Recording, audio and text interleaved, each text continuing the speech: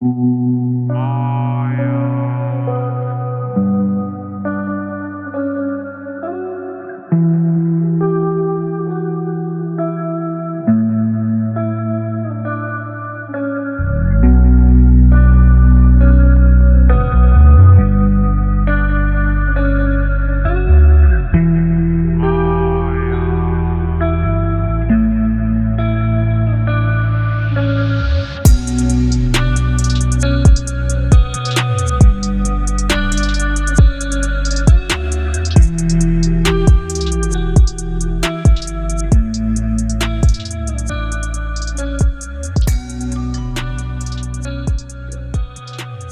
right, welcome to another episode of the Fatboy Fadeaway Sports Podcast.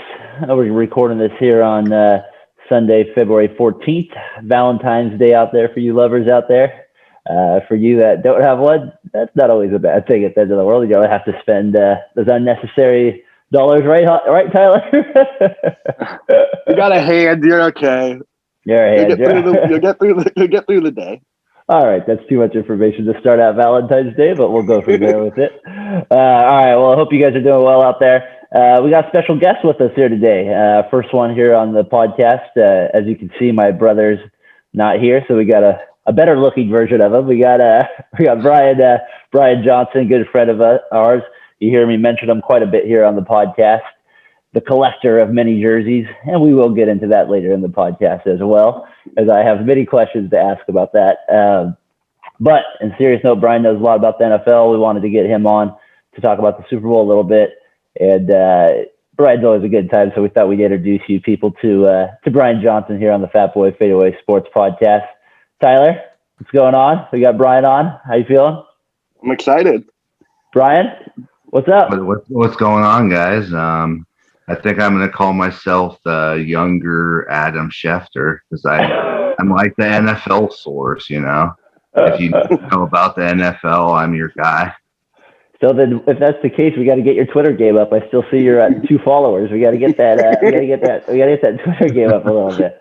I know you're a big Instagram guy, right? Yeah, I wish they had some sports thing on Instagram. I probably have more followers than 2. Well, then we got to get that game up a little bit. Now this is our challenge out here. Now that you're going to be popular after this podcast, I mean, so you got to be able to reckon that you're able to get your Twitter game up a little bit. Okay. Tyler, we did the podcast last week. We did right before the Super Bowl that day of. I had talked to Brian before. He was feeling good about. Brian, you were feeling good about the Chiefs, right? No, I took the Bucks. Oh, wow. Oh, okay, good. So you did take the Bucks. Tyler took the Chiefs, I believe, right? Tyler, like 33-13, you said in the blowout? Yeah, 31-17. I was dead wrong. You were close to the score, though. Just the opposite. I wasn't expecting the Chiefs O-line to be a sieve that just was leaking in every aspect. I put like just a little bit of money on the Bucks. So, Brian, let's start with you first on it. What did you guys think about the Chiefs and Mahomes and the Bucks just putting pressure on him? Like, it looked like he was running around every play out there. I knew their left tackle was out, but I guess I kind of forgot about it going into our podcast Sunday because I probably should have mentioned that more because that seemed to be the biggest reason of the whole, why they lost. He had no time out there. I have to probably give more credit to their cornerbacks and safeties because it felt like they just slowed down the Chiefs' speed.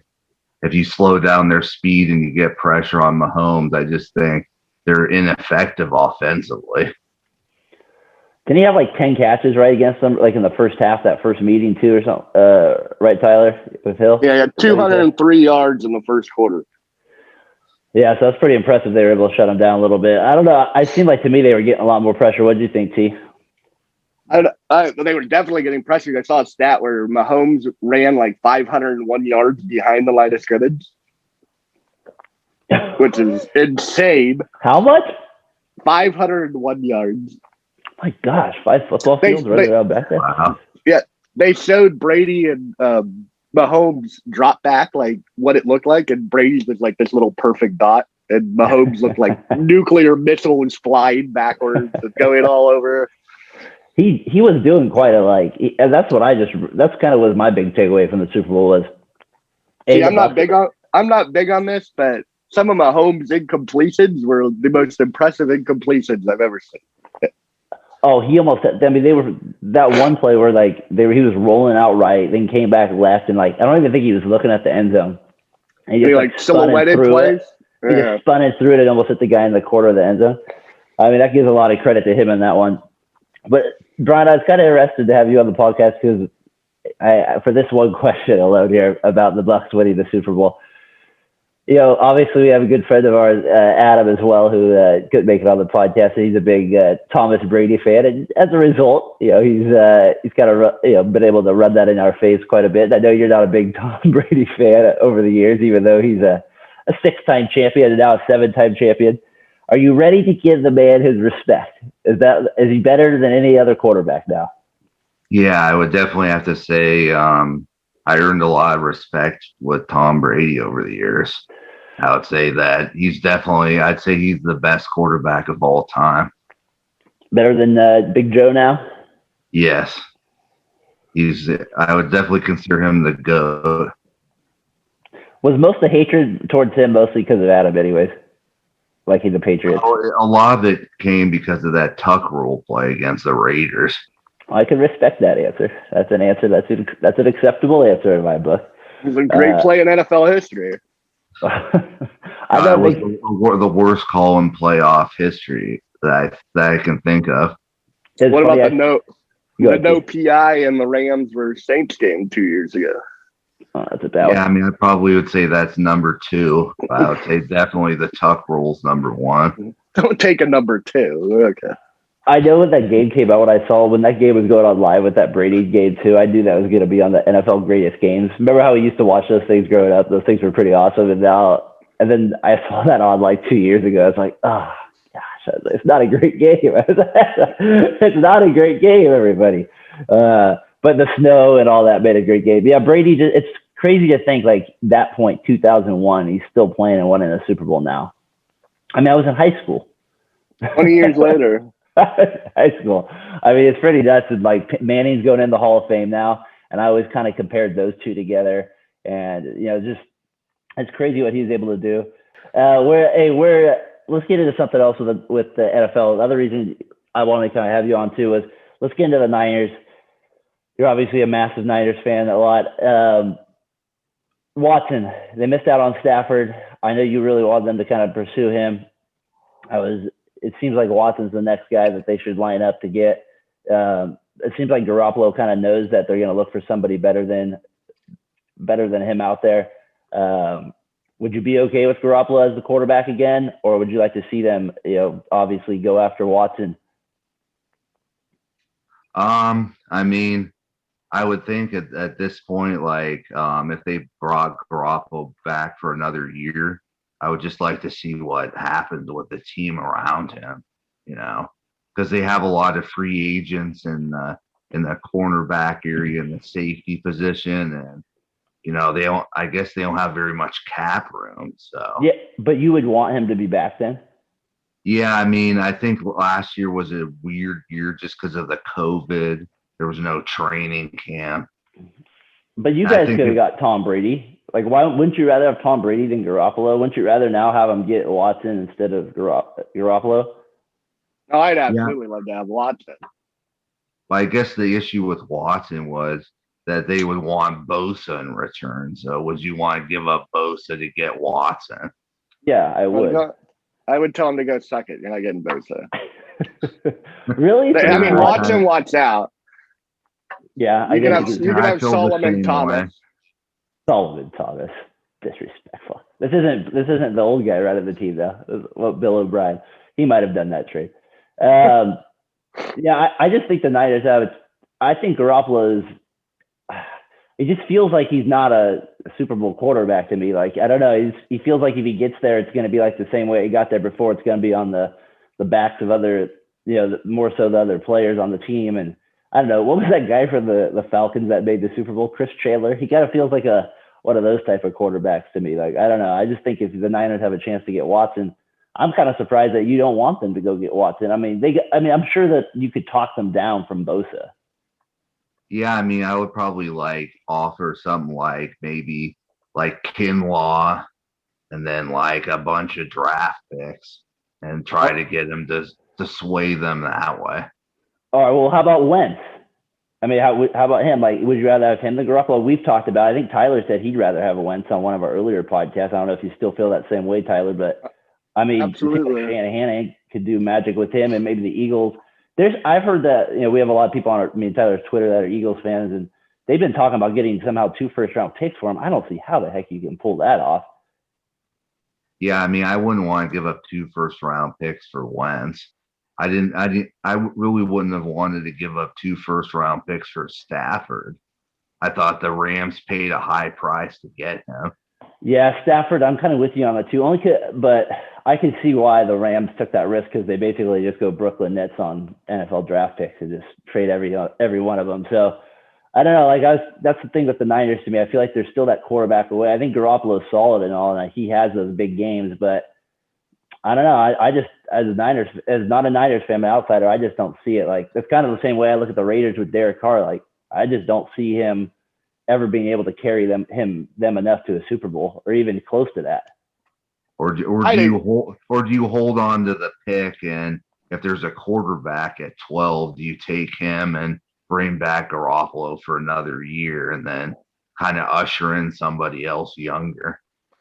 Well, if your boy Zach Wilson's going quite high, I think so. He might be. Yeah, he's probably going to be gone like number 3 at the. Yeah, I don't know. What do you think, T? I just heard you bring up the Stafford trade, and it's crazy how the NFC West, the trades they make, and the Niners never. I mean, I guess they got Garoppolo, but like the Rams have gotten Jalen Ramsey and Stafford. The Seahawks have gotten who was the Dunlop, Jamal Adams, Jadeveon Clowney 2 years ago. Like, they make trades, and then the Cardinals have gotten DeAndre Hopkins, and like the Niners have Garoppolo. Like, the way they do business is so much. All the trades happen in the NFC West. It's weird. Yeah, the Niners are the one team that don't really trade though that much, huh? No, I mean they got Garoppolo for a second. Yeah, they tend to do their business more through the draft though recently. I mean, we did go get Emmanuel Sanders last year to try to get the receiver. You're right. Yeah, that was a good trade. Yep. The what if throw of the Super Bowl. The what if throw. We're up by 10. Like you say, he's not a Super Bowl quarterback. They were up by 10. Yeah, was he carried by his team and the roster around him? Yeah, sure. A little bit. Like, they threw the ball like 4 times in the second half against the Packers. But they were up by 10 in the fourth quarter with him. Like, he can win a Super Bowl. It's just. But I don't know. I mean, would he have been the second worst quarterback to win a Super Bowl, I guess, recently? Second worst quarterback? Like, no. Dilfer won him too? He's better than Nick Foles. But Nicholas was unreal that game. For that performance alone. He's better than Nick Foles. He's better than a lot of quarterbacks. I don't know. Maybe it's what I've seen recently from him. That's why I'm thinking so negative about it. I don't know. If I'm you guys, I'd do whatever it took to get Watson in some respect. I mean, I would even trade George Kittle for him. And Watson even said he wants to go to San Francisco. He's like, it's more intriguing than the Jets or whatever, which doesn't mean much. Everything's more intriguing than the Jets, I'd imagine. Yeah, and when I say I would trade George Kittle for him, I don't think you would have to do that. I think the price will come down eventually, and you could get him for picks. And I think the Niners, I think they're ready to win. I mean, you're gonna have Bosa for like he'll probably be. What do you think, guys? Like usually, if you have a defensive end like that, he's gonna wreak havoc for 2 years. If you have a quarterback on the other end, I mean, I don't know. The Niners seem like they're in a good position to maybe make a trade like that now. So I'd like to see them do that. I'd love for the Raiders to do something like that. So speaking of that, kind of Brian, we kind of wanted to talk about next year. You kind of sent me an interesting article last year. It caught my attention about teams that you think that might fall off the radar for next year. And of course, I know you the way I know you. All these like 3 of the 5 teams you hate with a passion. So I know that's why you're like, because I know you hate the Steelers. You saw they were on the list. I know you're not a big Ravens fan. I saw they were on the list on there as well. And then help me with a couple other teams I saw on there. It's the Saints, and then the Bears, and then the Seahawks were on there too. The Seahawks, that was the other team that was on there as well. I'm kind of surprised the Seahawks one's an interesting one because I've heard you got to hear this like chitter chatter now with like Wilson and like the like him not kind of wanting like, oh, I don't want to get hit and all this kind of garbage, like kind of garbage you're starting to hear a little bit. Maybe that's the media making a big deal of it. I don't know. I mean, is there a chance if he doesn't stay in Seattle? I mean, he seems like he's there for life, I thought. I just feel like there's no way that Seattle would deal him unless they got like a massive amount of picks. So how do they fall off then? He's too good of a quarterback for them to fall off if he's there. I just feel like the team around him is like DK Metcalf, then they got him. But on defense, like, oh my God, in my opinion, is Jamal Adams. I'm just like, I don't know how they win because of Russell Wilson, but the team around him is like, if they put another quarterback in there, I think they're just not a very good team.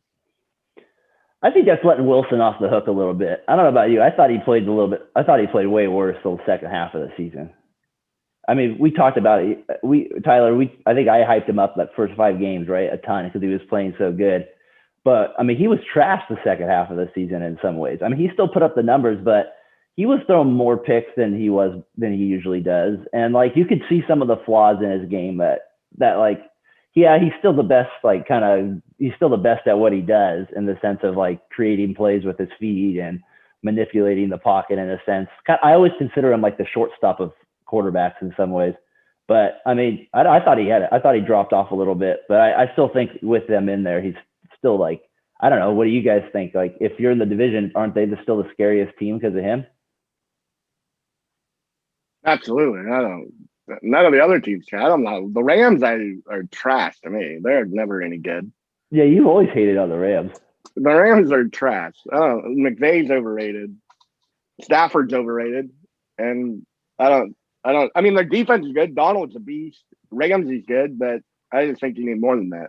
I feel like Stafford's on the verge of like having a good year though, because don't you think in the NFL they have these like type of connections? We've seen never Brian my theories. I always have my NFL theories of like these teams that get together for 1 year, like the Cam Newton rookie year and like the NFC, my weird AFC NFC championship Super Bowl thing. I feel like this is like if a home team won the first game, then the road team would win the second one. That's theory. It played out. That played out. That's why I do when the Raiders were going to the Super Bowl that 1 year. The Bucks beat the Eagles on the road. I knew it was a lock. We were going to the Super Bowl at that point. And that theory played out. Yeah, that's one of my ones with the Rams this year. I feel like Stafford's going to have a monster year. I can see that ending very quickly after the first year because of injuries and stuff like that. But I can see them just being I can see both sides being fully motivated for 1 year. That's all. Yeah, I mean, I feel like Seattle is the scariest team just because Russell Wilson, like, I don't know, he always beats us at the last second. I feel like lately we've owned the Rams, so I would definitely say Seattle is the scariest team in that division. Well, Adam Schefter Jr., I got news for you, buddy. If the Rams GM is hearing this, he's got to be pretty pissed off because he traded 12 first-round picks or something like that. And you're still saying Seattle's the best team because of Russell Wilson. I mean, Russell Wilson's arguably the third best quarterback in the NFL, probably fifth. Matt Worst. Third best quarterback, but do you think does that still go down as the worst interception in Super Bowl history? Does that still go down as is that the worst? Worst play call. I still think Neil O'Donnell's Super Bowl interceptions are worse. Like because the video, no Steeler receivers within the video of it. Yeah, exactly. What are you throwing at? I mean, why wouldn't you go with beast mode in that situation? I mean, that just seemed like give them some Skittles and you're in the end. Hey, what was the thing people were writing all the time after that, like on comment sections or something like that? Were you guys on the internet enough? Like, there was something people were. It was like give the ball to Lentz. Yeah, something like that, or it was like every time I forget what it was, they would write that too. Yeah, that's a pretty safe play call, and it wasn't even like fourth down, right? It was like second down or something weird like that too. It wasn't even late in the play. Brian, I got to ask you. We did this last week, and you're the NFL knowledge guy here. I asked Tyler what was like their first and best Super Bowl memory. What was your first Super Bowl memory as a kid growing up? What first Super Bowl do you fully remember, like from start to end and being fired up for? Not like a vague memory, but like just like knowing the game was on. You do the morning routine, and you get through it. Watch the game. I would probably say the Bills versus Giants, the one that was in Tampa. That was 90, right? 98. Yeah. Yeah. I just had a feeling that was gonna like the Giants beat us in the NFC Championship game, so I just wanted the Bills so badly to beat them. I guarantee if you guys were even older when that game was going on, I bet like Tyler, I bet like your dad, I bet that game like hurts the most. If I had to ask him what the Giants one, the Giants NFC Championship game, because I bet your dad was a big fan then. I bet that one hurts. He brings up that one and the Redskins loss, where the pass interference on Ronnie Lott, or was that the Giants game? And then then Roger Craig fumbled. He brings up a pass interference and a fumble. Yeah, the Roger Craig fumbles the NFC Championship game. Yeah, and then I think because they were running the clock out, and they were going for a three-peat, right? Yeah. And they would have played the Bills that year, and I don't know, who knows at that point. So, what's the toughest loss as a Niners fan for you so far? I would probably say the second Giants one when we played Eli Manning in the NFC Championship game, because we kept throwing Kyle Williams out into the fire. I was like, they're throwing him out again. We asked him to catch a ball. Just catch the ball. That's all you got to do. Oh man, I remember that was always a pet peeve of mine was in the NFL, the punts. I remember that thinking all the time. Like I always get frustrated more than anything with like people fumbling punts, because like you're about to get the ball and you're like, especially like towards the end of the game on like the last possession, I'd almost be like, just don't even put anybody back there. Just let the ball bounce. Rush 12 guys, for God's sake. All right, Brian. Quick take. Switch real quick over to MLB real quick, and then we'll get you out of here. What's with the A's, man? I got the hat on right now. Me and you used to go to all the games together. You got to get a little bit frustrated here. I saw that you joined a Facebook page. Are we starting to get a little bit more emotion about the team? Are we starting to get a little bit more fired up again? I mean, the Facebook page itself is more about like a lot of it just shows memorabilia from like Jose Canseco, Mark McGwire. So it's garbage then. It's nothing. That's what you're saying.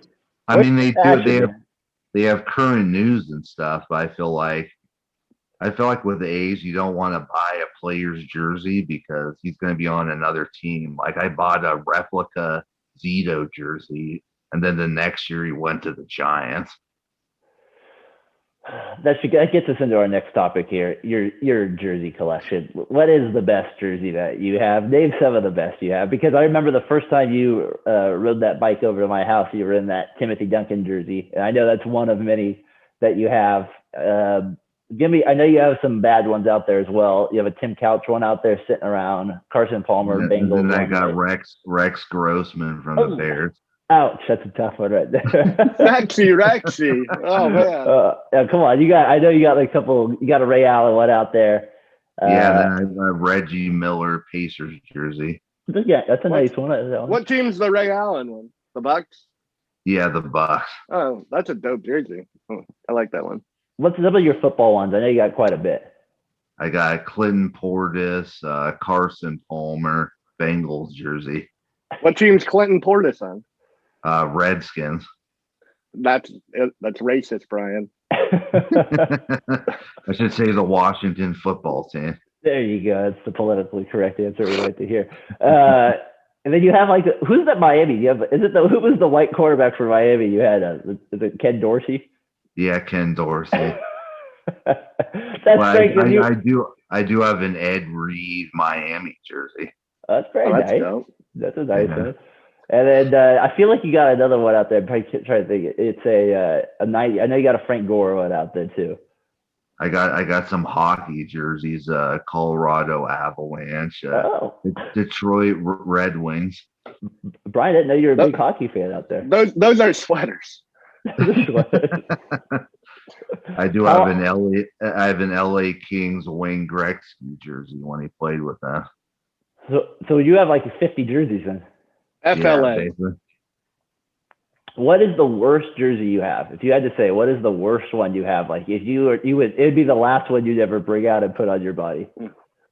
And first of all, do you wear a shirt under the jersey, or do you just put the jersey on? I put the jersey on now. I just wanted you do nipples the jersey? Oh, that's rough, Brian. It seems like It makes me itch thinking about it. It seems like there'd be some cutting going on there. I wouldn't want that. So what's the worst one that you would put on those bad boys? I would probably say the Tim Cow's Browns jersey. Do you have any Raider jerseys? No, I don't. No Raiders. I'm proud of you, Brian. I'm proud of you. Not even a Los Angeles Raiders. Let's go. Not even. I have a Jeff Garcia Niners jersey. That's a nice. He was a living legend. See, I could see you with like a Scott Mitchell Lions jersey or something like that. No Lions jerseys. Oh, that's good. If you the next A's jersey you should get should be TBNL, to be named later on the back. Exactly. Well, get a Garoppolo jersey. Prove your love for him, as you obviously want him to be your quarterback next year. I think I would probably go with George Kittle over Garoppolo, to be honest. As your quarterback, I like it. Yeah, I like it. Run those pass ferocious. I like it. Run those running plays, right? So George Kittle is your next jersey you get. What's the last jersey you bought? I don't see you buying jerseys anymore. Do you still buy them? No, I mean, I mostly just buy 49ers shirts. I don't really buy jerseys anymore. No, okay. Well, maybe this will inspire you to bring it back a little bit. You could bring back the collection cards you're getting. What's your favorite TV show? Disney's The Jersey? Underrated. Underrated. The show, The Jersey. What's your favorite TV show? Disney's The Jersey. Yeah, I used to love that show on the Disney Channel, The Jersey, when they got thrown into a player. That was a weird concept. Yeah, the first episode featured Jerry Rice and Steve Young. That was a little weird. That was a little weird. Casey would say that you liked Even Stevens a little bit more because of Beans, the character. That's what Casey I know would say. I'm sure you'd have what would you say to Casey right now if he was to say that to you? I probably want to go across the screen and slap him. I love it. I feel the same way, Brian. I feel the same way. Oh, that's awesome. Brian, it's a pleasure having you on, man. No problem. It was good to get on the podcast. Yeah, absolutely. You have the honor, your first guest. Yeah, exactly. You took our virginity. And I was able to get up, so that says more than, it says more that I'm more dependable than Adam. Always has to go out with a little and you have your hair done. So gelled your hair nicely. Me and Tyler just went to the hat route. All right, man. We'll have to have you on when it gets closer to the NFL draft here. I know you're a big draft guy. Me and Tyler don't want to do any studying towards the NFL draft, so we'll be sure to have you on. Depend on you. We'll depend on Mitty Schefter over here. Even though 6'6", we're still going to call you Mitty Schefter. That's just the way it's going to go. So, so Brian, take it easy, man. We'll see you on the next one, buddy. Thanks for joining us. All right, later, guys. See ya. Bye. That was fun having Brian on there. Do a little NFL segment. I loved how he called himself Mitty Schefter.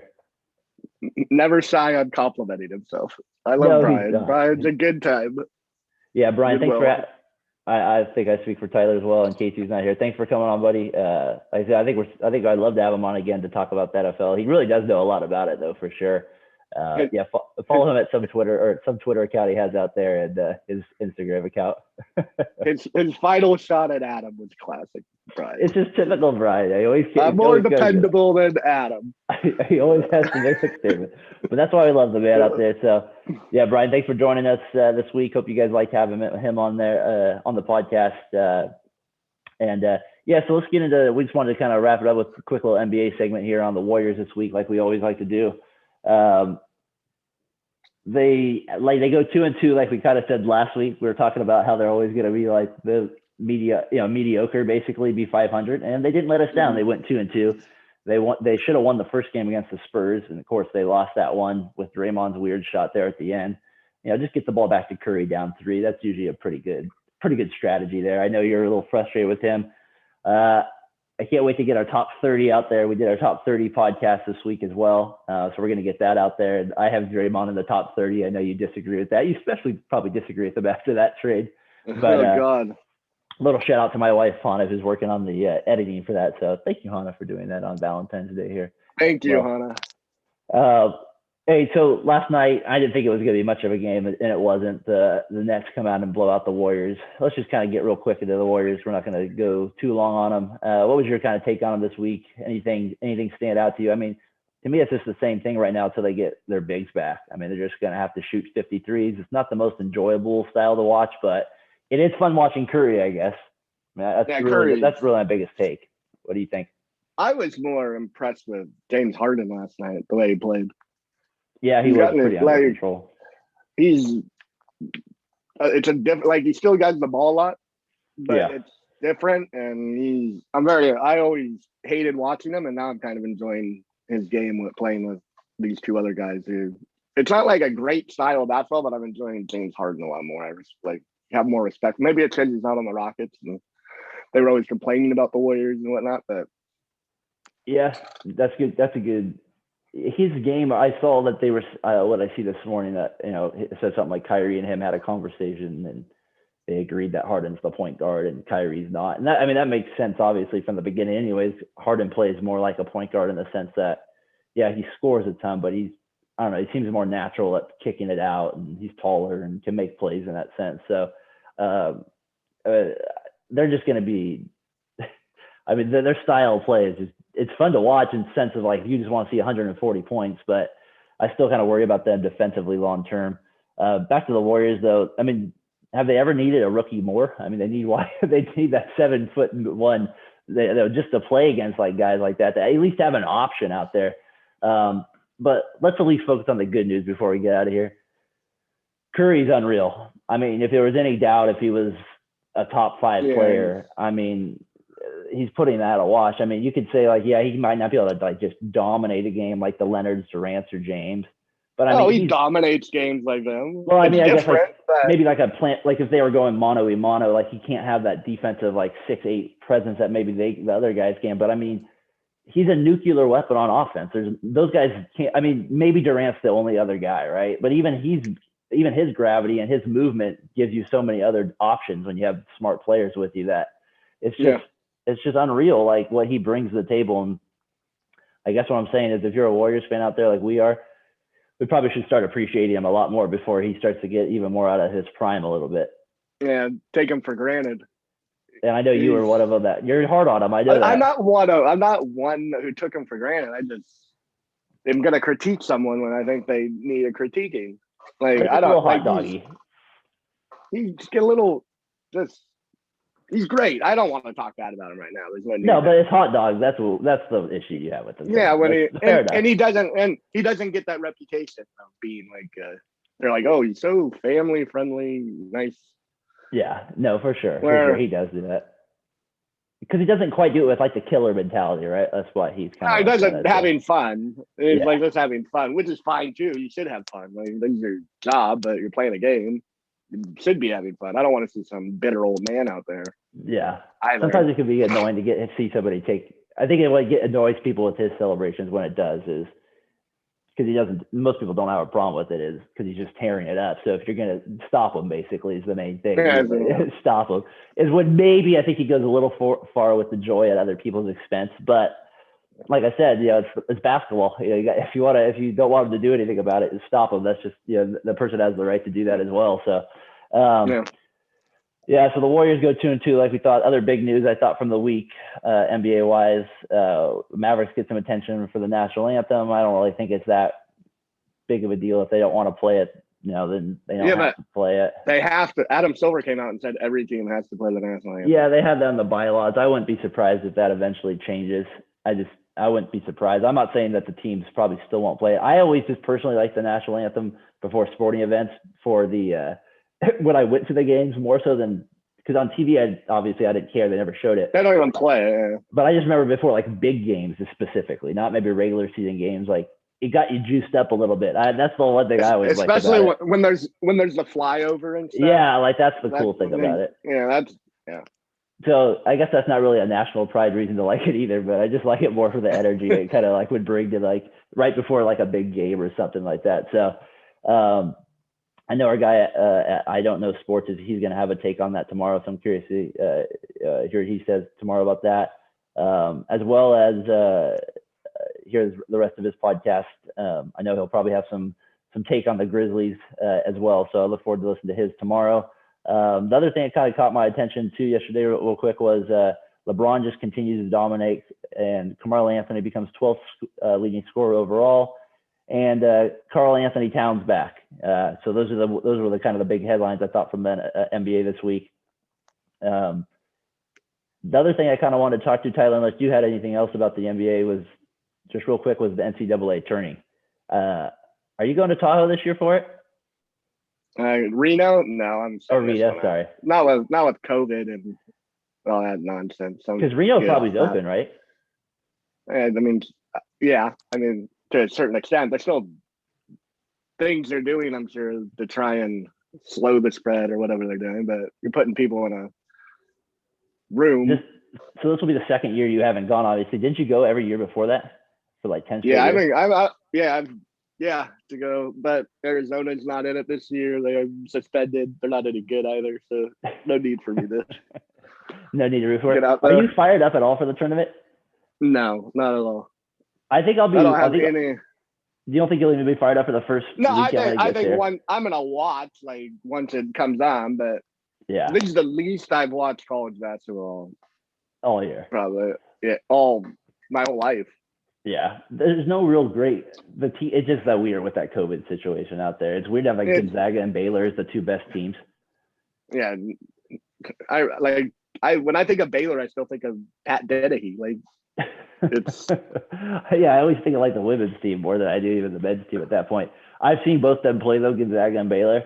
Gonzaga, I mean, I'm definitely putting money on them. Like that would be I mean, how could they not be the favorite? They just I know they play in the WCC, but even before that, they just been smacking teams a ton. So anyways, I wanted to get your thought on the tournament a little bit there. I'm looking forward to it. I wish we could. One of these times I got to go with you to Reno. It'd be fun to do that one. It's a good time. It's a lot of fun. Because I got to think when you have all the games going on there, and if you had like people, crowding around, maybe I'm sure a few people get a little liquid in a once in a while. I'm sure it becomes a good time with people rooting for different teams and over and unders and all that stuff. I bet it becomes a lot of chaos out there. It's a lot of shouting. Now, when you guys go and watch, do you watch it on like the big screens like with other people, or how do you guys do it?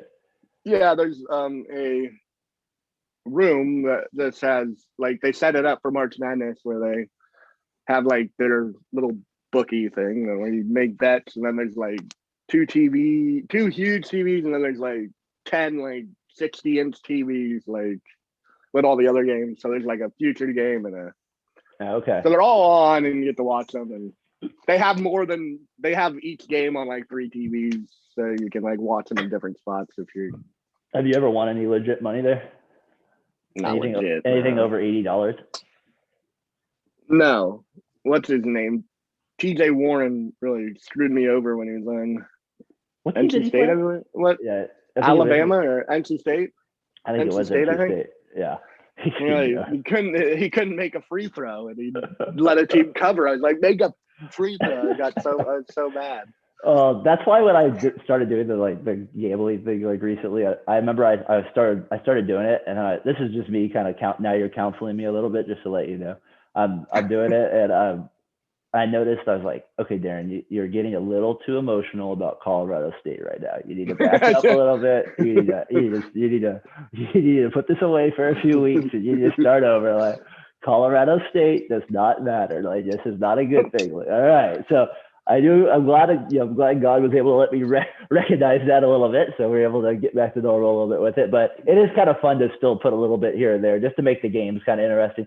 I think I would enjoy it, be with like all you guys at one spot like that, like all having different things. Like I can see your dad being pretty good at it. I don't know. He seems like he might be. I mean, he loves horse races. He gets sick of the basketball. He goes, "Man, I can't pick any of these games. It's so hard to make money doing it. It's really like." I don't know. Horse racing, because Nick's a big horse racer. One of our other friends we got to have on here one of these times. I don't know how people do that. Like he'll talk about it, and I get it how he gets the lane breakdowns and the thing, but I'm just like, I don't know, it just seems so much more like a crapshoot, but apparently it's not. No, it's like watching a racer, like a human run. Like there's certain advantages. Like, you're like, oh, this guy's faster. Why did you never catch interest in it then? In horse racing? Yeah. It's too slow. There's like one race every 45 minutes. I'm like, that's why I hated it at the fairground. I'm gonna get too drunk between these legs. But it's crazy. You mentioned gambling and getting emotional and past it. Like it's crazy how much it like. That's how I became an Arizona fan. Is I put them in my bracket to win it all because Colin Goss just moved to Arizona. They won it all, and I was like, "Oh, right, this is my new team." They won me like $40 when I was 10 years old. And just stuck with them. Just for the record, Colin Gosh was a friend of yours at the time. That's the reason you were doing Arizona. That's funny how like the emotion you won somebody through that. Now your whole life now you've always been an Arizona fan. That's crazy. Yeah, well, I think it'll be fun when the tournament comes around, at least, especially when it gets there. At least it'll be fun to at least have it on and something to kind of do for that weekend. I always love that first weekend. That's always the best with all those games going on all day for sure. And there's always a few upsets along the way. Let's talk about next week real quick. Next week, we got a special guest on. My sister's going to be on, Amanda. A lot of Briars. A lot of Briar on the podcast next week. My younger sister, she'll be on. She played basketball over at the junior college here, played 4 years of high school. Kind of curious to get her takes on some the women's view of sports. Obviously I haven't had a woman on our podcast either, so it'll be nice to have her on. And I don't know, it'd be good to get kind of ask her some of those questions of her thoughts on the sporting world, and just she's also a teacher over in Sacramento, so it'll be kind of interesting to get her some of her takes on the current situation and how they're working with COVID around that as well. So tune into that. Tyler, I'm sure you'll have some interesting questions for her as well. Is she the best athlete in the family? I'm sure Casey would disagree. But I know Casey would disagree because he thinks he could beat LeBron James one-on-one. So you think she'd be able to score a point on LeBron James? That's so. I'm pretty sure Casey would say that. I'd say Amanda definitely. She definitely has the credentials as the best athlete in the family. That's without a doubt. So we could argue about that as well. So looking forward to having her on next week as well. Tune into that, please. Follow us at Fatboy Fadeaway Sports. Follow Tyler on his Twitter. Casey over at his as well. Thanks for joining us. Check out some of the other pods we enjoy. House of Hoops, Let's Be Real podcast. I like this one. What the game does for me. I like his little title there. I think we've talked about that before. Yeah, I like the title as well. Check out a few of those podcasts as well. Love to have those guys on once in a while as well to get their takes on the sporting world as well. So yes, please tune in next week. Fatboy Fadeaway Sports Podcast. Amanda Briar on next week. All right, T. Peace. Thank you, Brian. Thank you, Brian. See you, buddy. Later.